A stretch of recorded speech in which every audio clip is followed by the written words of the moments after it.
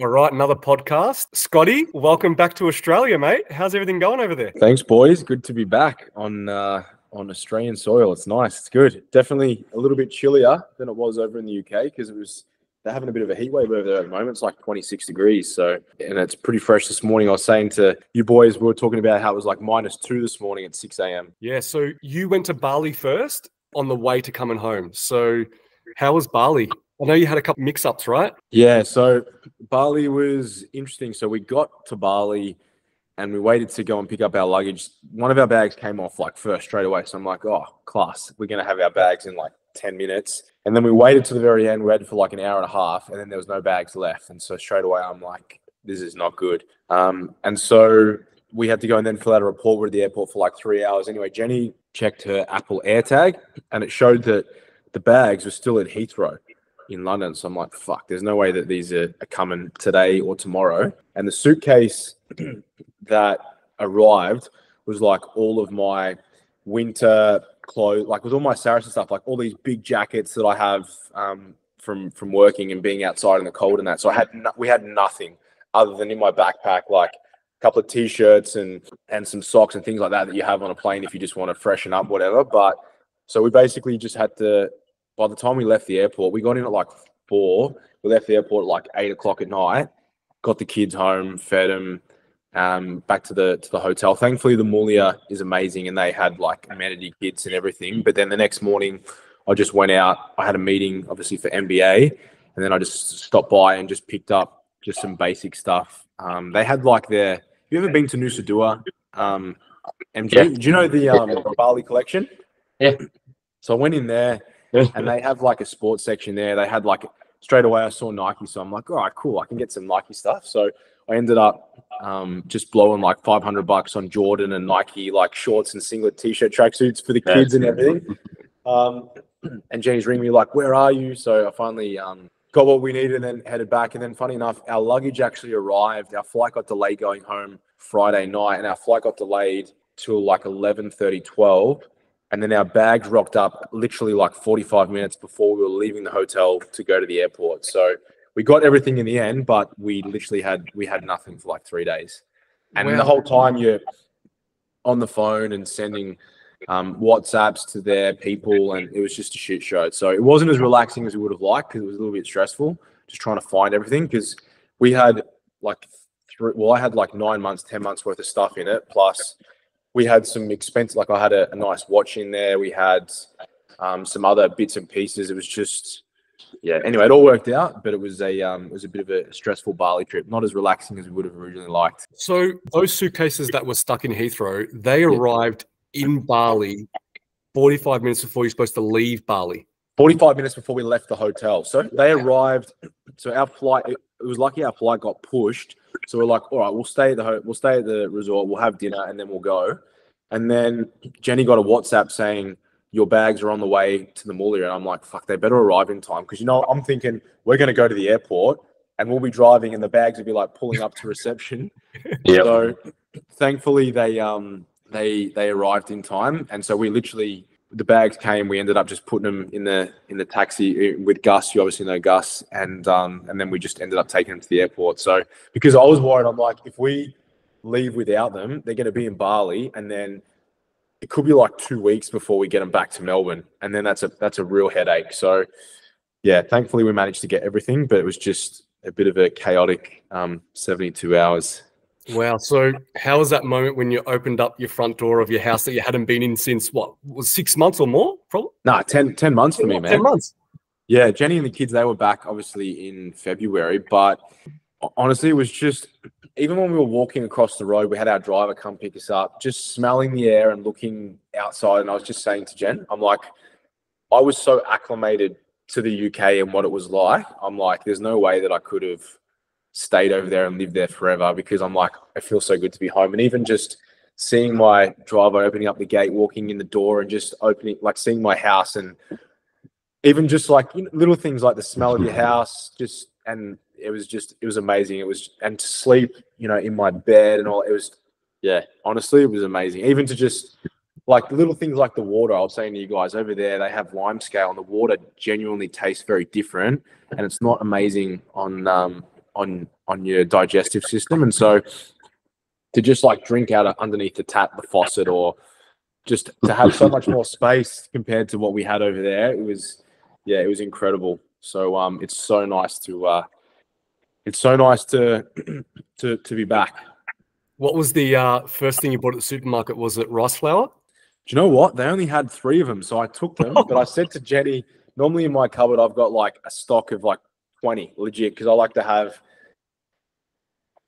ample of everything so I never run out. So after we finish up the potty today, I'm actually going to head out and just restock on everything. So, but it's crazy that first shop you do like runs you like $600 just to stock up your house again. But in reality, it's so much cheaper than the UK. Like the price of food, meat, everything over there is so much more expensive. Man, I remember going to your house during prep when you were in prep, and me and MT came over to visit you, and you were making a cream of rice meal. And I remember you opened your freezer, and you had, no word of a lie, 15 bags of frozen strawberries in there. Is that true? Legit. That's how I do it. Like the same stir-fry frozen veg, everything. I just have. It's the same if it's like Coke Zeros. I just always like to have a lot of everything, so I never run out. And if I'm getting down to like the last 10 of something, I'm like, fuck, we've got to go stock up because we're running low. It's funny, like when you eat very similar all the time, you know exactly what your shopping list is. You know exactly what you need and how much you need of it, because you realize what you go through and how long it takes. Yeah, and even just like their rice flour, I wasn't eating cream rice over there because the rice flour was very different. It had a really bitter taste. So I was just eating heaps and heaps of yogurt versus now I'm like literally back to the same 5 square meals that I eat. And it's amazing. Have you done a training session in your gym yet? I did. Even just that first session, it was so nice to have the place to myself, you know, plus or minus, you know, some of the staff. But compared to training in the gym we trained at, David Lloyd's, it was good. And it's a bit of a that like the David Lloyd's clubs, they have like pools, saunas, tennis courts, kind of like a next gen, but it's a bit of a like a wanky gym, like a lot of footballers and people train there. And so it's a really different demographic, but it's just always busy, and it's full of people just sitting on machines, and they're just like texting, doing that, wait 10 minutes and they'll do a set. And it used to just like really bug me. You'd see some old lady like sat on a leg press or in the squat rack and you're waiting like half an hour. Whereas now I just use what I want, so much more efficient. And I drive 1 minute and I'm there versus I was driving 20 minutes to the gym, you know, every day to train. So even just little things like that, everything's just so much more convenient. So it's definitely good to be back then. Bro, I'm very, very, very excited to be back. So it was a little bit bittersweet in that the people that I work with at Saracens were amazing, and that was good. And it was tough not to extend my contract and stay on. And there were some exciting opportunities that were coming with that, but equally the being home and everything we have here just superseded that. So yeah, very happy to be back. Awesome. And MG, you've gone through a bit of a change too over the last week or two. Oh man, moved into a new house on Sunday, which anyone who listens that's in Melbourne knows Sunday's weather was just non-stop shitty rain all day long. So, you know, not ideal moving conditions, but we got it done nonetheless. Everything a little dirty and a little soggy, but we got there, man. So yeah, first potty in the new office here. Nice natural light, not too far from where Scotty is now, which is nice and handy. So yeah, feel good, man. Feel a nice relief. And you know, the biggest stress for me has obviously been the back over the last 5 weeks. And you know, since having that second round of treatment, it's come such a long way, man. I'm basically walking around 100% pain free. There's things I can't do. There's positions I can't get into still that do cause pain, but for the most part, functionality's there, and I'm super grateful, man. Yeah, a lot of people have asked me, you know, what's the update with MG's back, and is he going to get surgery? Is it improving? So what's it looking like at the moment? What's the path moving forward? Yeah, so at the moment, surgery is just out of the question now. So I mentioned a few potties ago how you know, I would have been disappointed had I have gone through knowing what I know now. But, you know, I did explain the desperation I was in at the time. At the moment, man, I genuinely feel like there is light at the end of the tunnel for me. And, you know, working really closely with my physio, who I'm seeing a couple of times a week at the moment. You know, we're ramping things up. I'm being able to introduce, you know, some movement patterns and some couple of push and pull movements, nothing too major, no axial loading or anything like that, but it's a step in the right direction, and I'm feeling really positive about it. So surgery's out. There'll be a third round of treatment when it's required. There's no sort of set date on it. At the moment, things are going really great. I don't need it, but when it's required, it'll be there. And as far as I'm concerned, man, I'm on the way to recovery. That's awesome. So you had that cortisone injection. How long does that normally last for? When do you have to get maybe another one? Yeah, so everyone's different, man. I got a great response from it. I really felt that second round of it. I don't know whether it was, I went to a different place, same company, but different place. And when they hit the sciatica, I've told you guys, it was just like an explosion in my back, man. Like I really felt that nerve get hit. Whereas the first time I didn't get that same feeling or response. It was uncomfortable, but it wasn't as acute as I felt with that second round. So, you know, maybe there's something to that, maybe there's not. But at this point in time, I'll only have another treatment if it's required. People can get varied results, man. It's very individualized. Some people get weeks or months, and some people get years and years. Wow. So at the moment, it's just a waiting game. And like I said, I've kind of just put it out of my mind, and it's all systems back to normal for me now. Can you explain that process of that injection? Because you know me, I hate it. Like that's my worst nightmare for what you went through. So can you kind of explain what they needed to do? Yeah, so they basically lay you down on the table, and then the doctor will come in and will feed a needle into your back, not quite at the sort of the spot or sciatica just yet. And then they'll pop you, once that needle's in, they'll put you in the CT machine, and they'll use that scanning system to then make sure that they can get right on where that point is, where that sciatica is. So they come in a couple of times, move it, come back, scan again, walk out, and the whole time you're kind of just sitting there. But like I said, when they got that S1 nerve, yeah, like it was an intense explosion of pain. It was short-lived, but it was like I jumped off the table virtually, man. And after that, it kind of dissipated pretty quickly, and I had relief within 5 days. Wow, it sounds like a complete nightmare for me. I would hate that so much. So yeah, just very grateful at the moment, man. Feeling happy. That's awesome. That's so good. Well, it's good to have Scotty back. Haven't physically seen you yet, but we're going to see you on Friday night. So yes, get some food. Excited. Yeah, super excited. So it's going to be great. All right, let's move into some questions now that we've got everyone here. So I'm going to start with a training question. This one's actually kind of come up recently in some research. So maybe, Scotty, you know about this one. So what's better, torso leaning forward, upright, or leaning back on a leg extension and on a seated leg curl?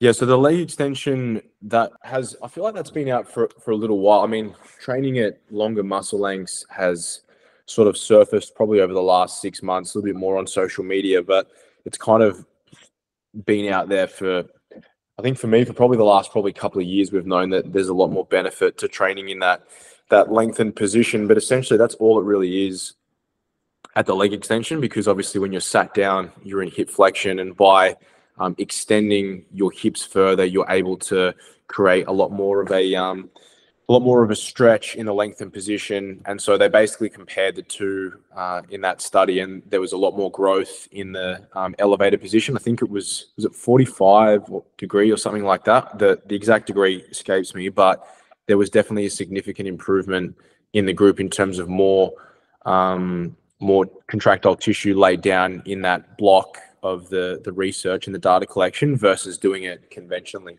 So practically that means having the seat back, so you're leaning back more so when you're sitting in the machine and you're doing a leg extension.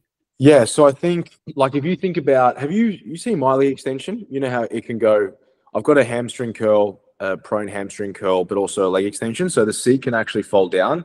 So for example, one of the things that we did, and really all it needs is another hole through the actual axle that pivots, but I used a dead ball, probably started doing this about a year ago. I actually spoke to Lustig about it probably 2 years ago, giving some context around, what do you reckon about this to hit it in a different position? So the actual machine, so if you can see you're sat in the seat position like that, but this folds backwards. So what I did is I folded it down, but the hamstring curl machine then sits like that because your head is down this end and then you're curling. That's where the pivot point is. So by sticking a dead ball underneath, it blocked it, and it's sort of that slightly on an incline. So you're almost like lying back in that position to be able to to be able to get a really, really, really good stretch. It's a little bit uncomfortable at first, and you sort of have to really engage your core so that you're not adding too much lumbar overextension.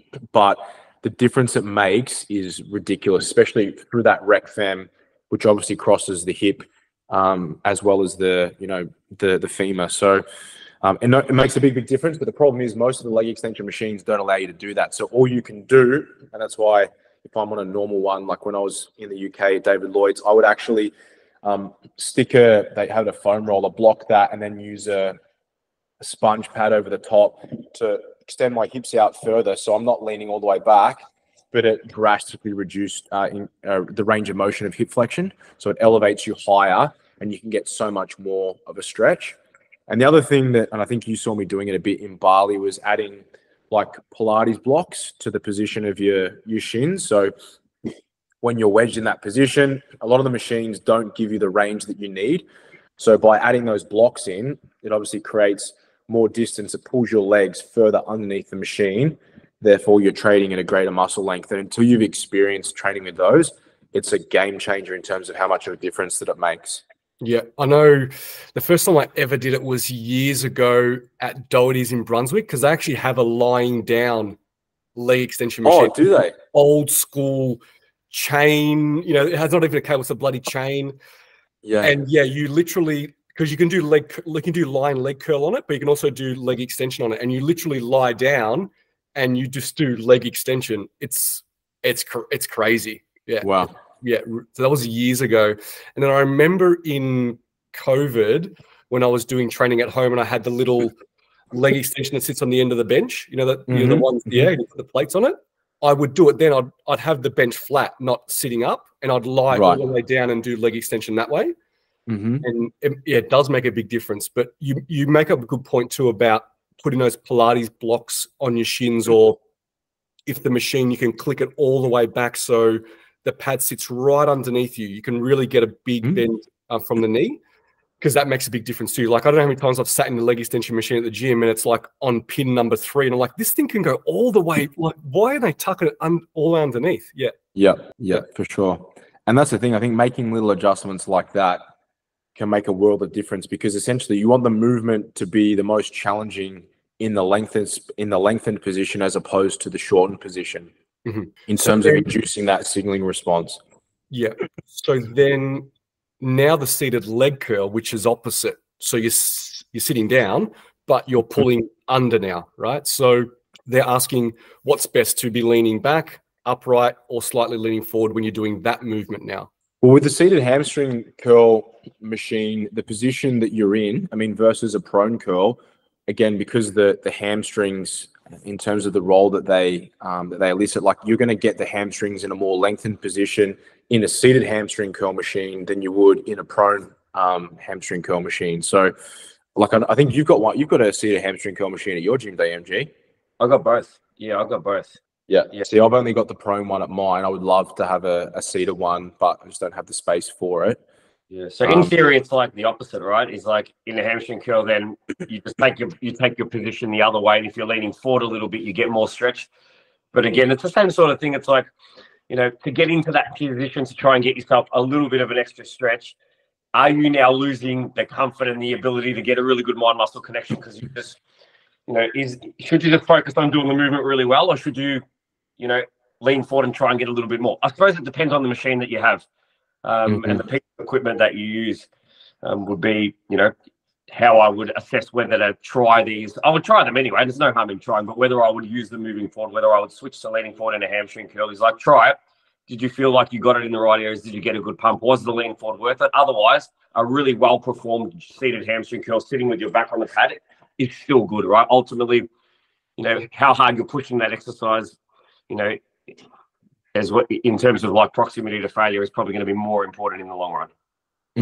Yeah, I know with the traditional seated leg curl is they normally have the little handles that you can hold on to. So I know at my gym, I lean forward and actually hug the handles. So I don't have them out in front of me. I actually pull myself in and then hug around them. So I'm fully leaning forward, and then, but what you've got to make sure of is that you're just not hunching over forward. You're actually keeping your back straight and you're leaning, you're flexing at the hip, and you're actually leaning forward, not just reaching or hunching over forward. Because really, it's the position of the hip that you're trying to pivot at, so you make the hamstrings lengthen a little bit more. Yeah, and I would say most people that are doing it and starting to get close to failure are likely to go around into flexion. So it's definitely something to watch out for. Yeah, definitely. All right, let's move on to a nutrition-related question. So what are the ideal amount of hours between your last meal of the day and your first meal of the next day? I normally ask this question when someone's weight spikes, and I say, okay, what time was your last meal? What time was your first meal? Is that any different to what you normally do? Is there an ideal duration that you need to wait, Scotty, before you have your last meal of the day and your first meal the next day? Or is it more so just be consistent with whatever you do? Yeah, I mean, we know now that the net protein intake that you have on a daily basis is the most important thing. So, but it's not like your body, as soon as 12:01 hits, it says, okay, it's a new day, shut off, now we'll start again. It doesn't work like that. So when you go to sleep, for me, it makes sense to always have a large protein feeding before bed, because you know that you get an elongated muscle protein synthetic response. You're going to be asleep for an extended period of time. I basically just say, as soon as you wake up, you want to have a protein feeding more or less straight away. Not to say that you couldn't still get a good result if you didn't have a protein feeding straight away and you waited 3 hours and then you had a large protein feeding and you get a longer response. But I'm like if you don't have to wait having a feeding, why would you wait? So I think sleep is super important. So as long as you're having, I mean, whether it's 4 hours, 5 hours, 6 hours, I think if you're only having 4 hours, I wouldn't be too stressed about your protein. I'd be spending more time and worrying why your sleep is so crap. But I think, if it's a 6 hour gap, then that's fine. But equally, if you eat your last meal at 7 o'clock and then you don't rise the next day until 7 a.m. and you sleep 12 hours, it's not going to hinder your gains. It just means that the amount of protein that you consume per unit of time within that 12 hours is going to be greater than, say, you or I who only sleep 7 hours. We may still get the same amount in terms of the net protein intake over the window. They may do it in 12 hours and we may do it in the space of 17 hours, but neither is inferior or superior. But I would say the person that's sleeping more than our 7 hours is probably making more gains, because their recovery is amazing. Perceived energy availability is great. And we know that athletes that sleep more, make better gains. That's why so many young teenagers that lift early, when they're in that, remember in that period, you're like between 16 and 20 and you'd go to bed at like, I don't know, maybe 11 o'clock on a Friday night and you wake up at like lunchtime the next day. Like, what a life. Versus as soon as you have to adult, those days are gone. As soon as you start to have children, forget it. Those days are definitely gone. So I think just as long as you're in a consistent routine and you're having a protein feeding every 3 to 5 hours, if you can, I think is going to be good. More so not because it hinders your gain if you don't have it within that time and you become catabolic, but more so from a digestion perspective. If you're having to squeeze a large bolus of protein in at the end of the day, sometimes you can feel a bit heavy, can screw with digestion, which also screws with your sleep. Yeah. Go ahead, MG. No, I was just going to say, it's the same theory as why, we know that, say, 4 to 5 feedings per day is pretty good, but the guys that are having 9 and 10 meals aren't getting necessarily any better results than the guys doing 4, right? So I think the message here is, and everyone needs to hear this every single week, sleep is still the number one. Yeah, definitely. So I remember, Scotty, a couple of podcasts ago, you spoke about before going to bed, eating low from the fat loss perspective. Do you want to? As in, what was this? What was I talking about? This is like in comp prep, and if you're in a deficit, yeah. If you're in a deficit, yeah, is not having carbohydrate late at night or before you go to bed and things like that. Yeah. So, I mean, if you're talking about, yes, we know that net energy balance is the most important thing, but in terms of looking at it from a substrate perspective and in terms of exercise metabolism, as soon as you consume carbohydrate, you obviously you will see an increase in insulin, and that blunts lipolysis more or less in its steps. But more so from a performance perspective, if I'm training at 12, like if I use myself as an example, when I'm in prep, I'm training at 12 o'clock. I know that my first meal is going down about 5:36, and my next meal would go down maybe at, say, 10 a.m. And they're both going to be high carbohydrate meals of my daily intake, because I want to make sure that I'm as fueled up as possible going into that session, because carbohydrate's going to be the primary substrate I'm utilizing. But thereafter, there might be a little bit of carbs in the next meal.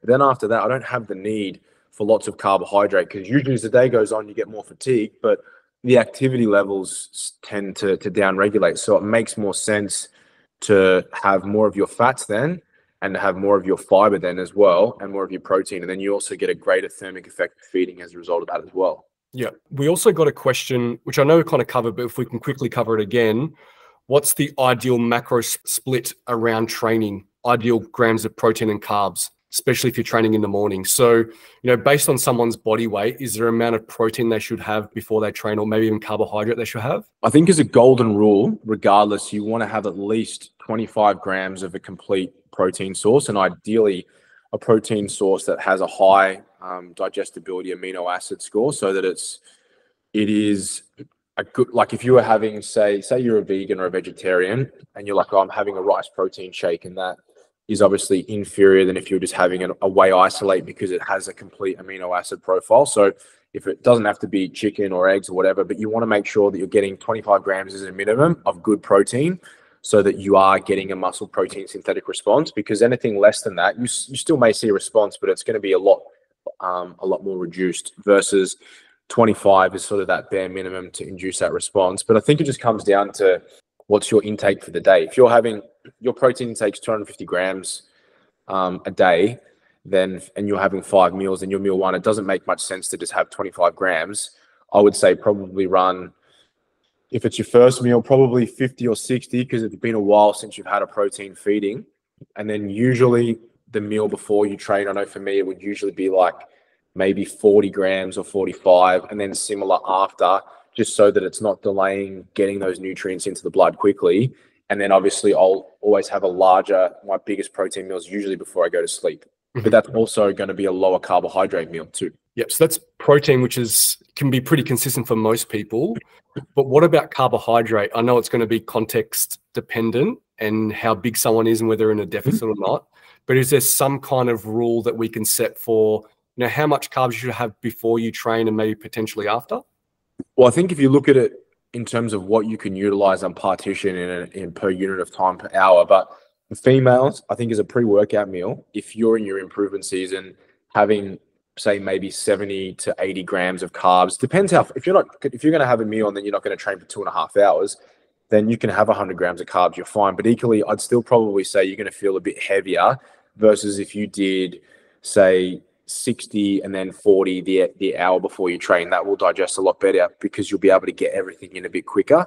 But if you're in prep, I would say maybe allocate to your pre-workout meal, again, staying within the parameters of ideally 70 grams of carbs or under if you're a female. If you're a male, maybe 90. And if you're pushing that top end range, try and have a mixed blend between glucose and fructose, because they have different transporters to get across the membrane. So I would factor in that. But otherwise, I would say maybe if you think about it, rather than just your pre-training meal, I would say in the lead up to your training session, as a bare minimum, I would want to have at least 50% of my daily carbohydrate intake. But if I'm training in the morning, I'd want 50% of that before, as in if I'm training mid-morning. If you're training at like 7 a.m., then maybe just make sure that you're getting at least 40 or 50 grams. But if you were doing that and you were training like 6 a.m. or before work, I would then backload in the sense / front load the night before, and I would have like 70 or 80 grams in the evening, because that carbohydrate's not going anywhere. Your body will just store it as glycogen. And then from a muscle glycogen saturation perspective, you're more topped up. You might be more or less depleted in a liver glycogen perspective when you wake up, but that carbohydrate's still there that you can use. Whereas if I said to you, working out at 6, have 80 grams of carbs at 5 a.m., and that means you've got to get up early so you can make it and digest it, I would say, let's just eat more the night before, have 40 or 50 grams so that you can restore some of that liver glycogen, blood glucose levels are good, so you don't feel like you're going to faint, and then go from there. So again, I like this word, it is context specific, but it really is depending on when you're training. Like I can argue a case for you do this at 6, you do this at 9 if it was at 12, but if it was your average person who's working out at 6 p.m. in the day, like after work, then I'd be like, I would run low first thing in the morning, protein, fats, fiber. Next meal, very similar. The meal after that, starting to push in some carbohydrate meal, and then pre-workout, and then post-workout, I would be, you might have like a little bit of potato, a heap of vegetable matter, and a really good source of protein. And then ideally, if it's your last meal of the day, it doesn't really matter if you have too much fat, but you don't want to have a bucket load in that it's, again, delaying gastric motility. You're not getting what you need into the bloodstream quickly. Yeah, I guess it's always those early morning trainers that always have that question about what do I have before I train, because it's so early and they're like, oh, I can't stomach anything and those kind of things. Well, I think the easiest thing, and I mean, equally, we have a workshop for MBA, MG, and I going to on Saturday. And so we'll leave at like 7 from Monty. And so it means that I'm probably going to get up at like 4:30 and train. I'm not going to wake up at 4 a.m. just to eat 100 grams of carbs. I'll literally probably just have a piece of toast and a protein shake with like some honey. So 30 carbs, some protein. But I'll make a point the night, well, perfect, we're going out for dinner. So I'll probably have some pasta and maybe a little bit of pizza or something that's got more calories in it. If it wasn't that, I'd just be having maybe like 120 to 150 grams of carbs over that evening meal. And I'm like, I'll use that the next day. Well, it's funny that you touched on a couple of points that lead into my next question. It seems like you already know what I'm going to ask, which you don't. But the next question was, does the type of protein matter?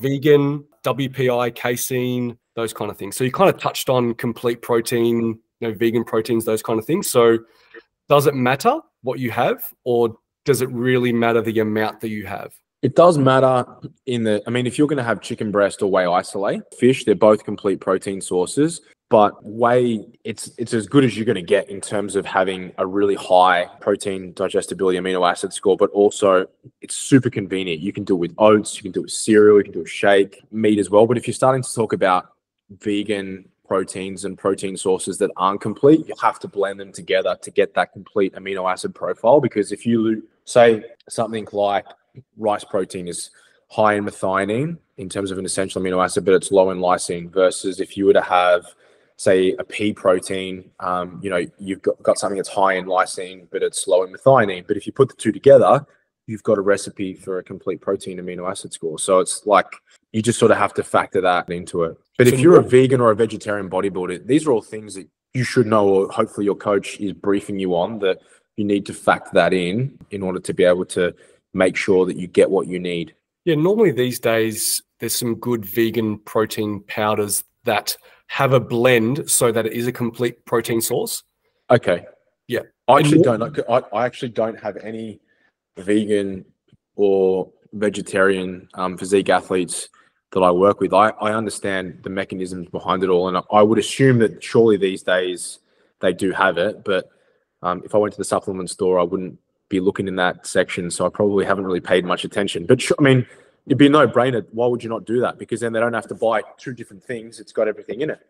Yeah, and what you generally find is normally their scoop is a bit bigger than, say, a whey protein scoop. It's normally like a 40 or 45 gram scoop to get that 25 grams of protein, whereas for whey, it's a 30-gram scoop. Yeah, that makes sense.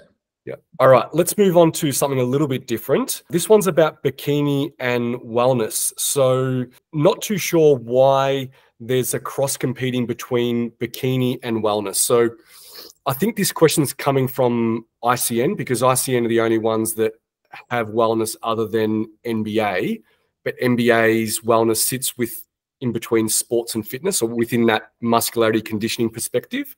So maybe MG will get you to talk about it. Why do you think it is a factor that bikini athletes can cross into wellness? And would you see that wellness as a true representation of the international wellness? Yeah, they should be worlds apart, man, in reality. Like, the level of muscularity you need to have through the lower extremities to be what would be considered, a high-level wellness athlete is worlds apart from bikini. I'm talking massive quads, massive glutes, ridiculous hamstring tie-in. They're the criteria of the division. Now, if that was to step on, let's just look at, say, NBA and IFBB, for example. If you look at IFBB and you look at the wellness girls, sure, they're enhanced, but none of those girls would look like they could stand in a bikini lineup. And equally, I know the look that, that we're looking for is that of high muscularity. It would not fit in any bikini division. So I think the answer to the question is, if it's in context of, say, a federation like ICN, is because they haven't quite nailed it down across the country nationally to have the right example of what their wellness is. Maybe that's why they don't have, a pro wellness or anything at the moment. Definitely can be confusing to, someone who's viewing or a competitor who is able to cross compete. It's also, you have to, from a judging perspective, judge what shows up on the day. So if you're looking at previous examples of winners, it's not also necessarily the federation's fault. If they've got 5 that have entered and they've got to pick the best of 5, and the person that won wellness was the best out of those 5, but does look more like a bikini competitor in reality, but was the best of those 5, then that is still going to be the winner. So I think that, you need to just have a look at the circumstances of the day. But to answer your question, they shouldn't be similar. They are not similar. The criteria is completely different. Again, if you look at wellness, one of the things is an imbalance, right? It is a dominant lower body. In bikini, it should be symmetrical. It should be beautiful shape and X-frame. So they're not the same. But ultimately, the federations can only judge what shows up. I do think that allowing bikini and wellness to cross compete is setting yourself up for these questions, right? So it should be a more muscular athlete, and that's probably why it aligns a little bit better with, say, in the natural federations, a fitness or a sport, because you need that type of muscularity to be a top-level wellness athlete in the lower half.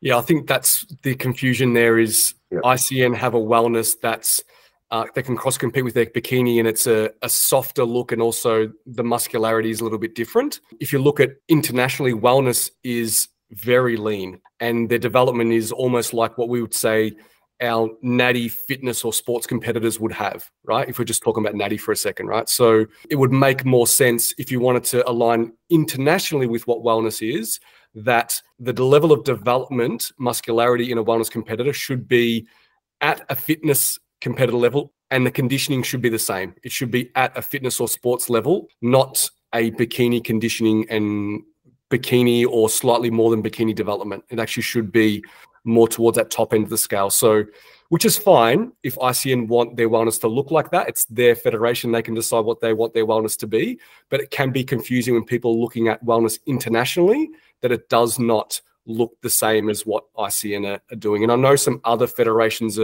natty feds, are putting in wellness, and I think that they are making it more of a bikini wellness, which is, again, not going to align with what wellness is internationally. And I think that's why for NBA, we were really, really strict on our wellness needs to be more of an international representation of what wellness is. And that's why we are asking for that specific level of muscularity and that specific level of conditioning.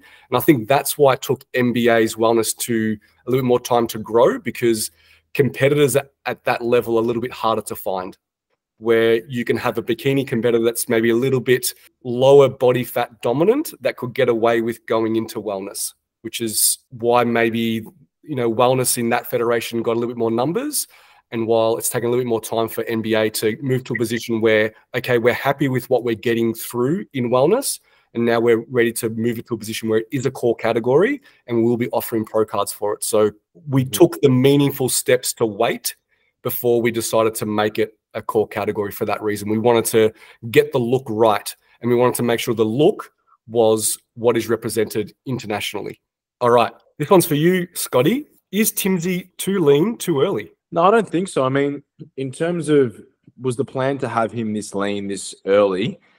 Not so much. I mean, this is the first time I've taken him through a contest prep. So he and I have been working together for I think about 4 years now. But his last prep, he's obviously a lot leaner now than when he got on stage. But equally, everyone responds to different interventions differently. I think I've been doing this for a while now. I think it's fair to say most of my athletes, when they get on stage, are a pretty high level of conditioning. Now, has he arrived where he's at quicker than most? I'd say probably, yeah. And there's definitely a genetic component to that. But it would be a concern if, from a performance perspective, we were seeing a massive decline in the gym in terms of his output, if his perceived energy availability was bad, if all of his other markers that we look at were trending downward. Sleep was impaired, his mood's impaired, training shit, recovery shit. But if anything, it's actually, the complete opposite, with the exception of some of his bigger compound movements, which he can't lift the same on anymore, like a hack squat. And he's had to take some decline in load on some of the big hip hinge compounds purely because body weight has changed. But in the scheme of where his body's at, since starting prep, he's only lost, I think, about 6 kilograms of fat mass. We run a really clean, tidy up phase. For context, not that it's, and I'm sure he won't mind me saying this, but our system usually, it changes from a 4 up, 3 down to sometimes a 3 up, 4 down. So where he's got 4 low days and 3 high days, or 4 high days, 3 low days. And that's based on our rate of loss. We hit our first 2 checkpoints ahead of time. And so he's had 2 or 3 diet breaks now. And so the goal with him, I think he's only in the last 6 weeks lost about 800 grams, maybe a little bit less for context. And that's because, but equally he's gotten a lot leaner, which is a good sign because he's still holding his shots. When you see him with a pump, when he's got carbohydrate versus when he's flat, the difference is night and day. And obviously he's still got, what is it, like 10 weeks or 9 weeks until he's on stage, but he's still nowhere near stage ready. He's doing classic physique. So yes, he's got further quads, but his glutes aren't all the way in, which is the level he needs to be at. And also he's not the biggest classic physique guy. He's going to be giving away a lot of size, but equally he will step on stage and the plan is for him to be the most conditioned athlete. So if he had 10 kilos more of muscle, it would be a different story, but obviously we are playing the conditioning card, but he's definitely ahead of schedule for sure, but I don't think that he's too lean too early, given that every other factor within his protocol, he's trending in a linear rate with the exception of obviously some of those big compounds. But considering how lean he is, I would have honestly expected him to be feeling a heck of a lot worse. So I think it's one of those things you don't really have. I guess if people that maybe make those questions, and I'm sure people do, maybe put it out there and wonder, is he too lean too early, and maybe comparing where he's at to where they're at. But equally, only he and I really have full context and understanding of what's going on and what we see on a week-to-week basis. But I'd rather be in a position where he's ahead of where he needs to be rather than we're chasing tail. I mean, yeah. What do you guys think on that? Yeah, I think you're trying to hit a level of conditioning that is only hit by a few, and maybe people aren't, comparing him to another person that's at top level conditioning. Maybe they've compared him to someone that's, in the middle range. So they're probably thinking, is he too lean too early? But as you said, he's going to reach that level that only a few are going to reach. So maybe he's not too lean to it. Maybe he's right where he needs to be to reach that level of conditioning that you want to bring him in at, right? So I think comparing against others is not always the best way to look at it. It's comparing against the type of conditioning you're trying to reach for that show.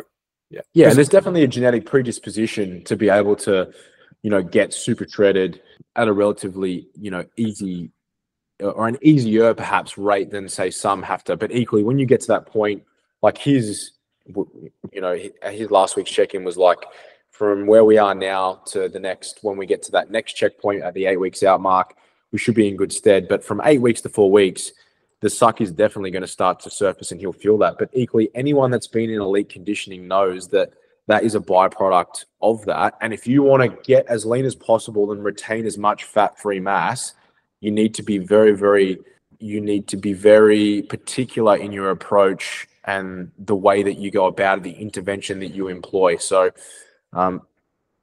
appreciate everyone. Or this person may not be throwing shade; they may just ask the question, but I'm not concerned. We have a very, very good plan, and if he gets on stage and he doesn't look super shredded, and the look isn't great, I'll wear the criticism, but I'm very confident that he is going to present a very, very good physique.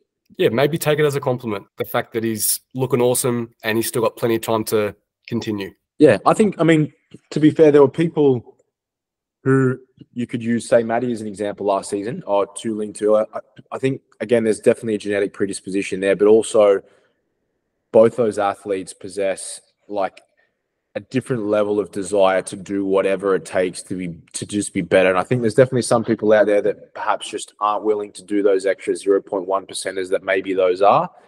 And yeah, I think if you want to get to true levels of elite conditioning, that's the road you have to go if you want to retain tissue on the way. Yep. All right, we might wrap it up there. MG's getting up and walking out. He's going to get back to work. But quickly this weekend. So you boys have Adelaide workshop on Saturday at 12 noon, Rundle Mall, Derrimut. Yep. That's right. Yep. Yeah. Yeah. Looking forward to it, man. Yep. And I've got Nat Kidney on Sunday, 1 o'clock. So looking forward to seeing everyone there. Can't wait. Sounds good, guys. Good to catch up. See you boys Friday night. Take care, everyone. See you, boys. Thanks. See ya.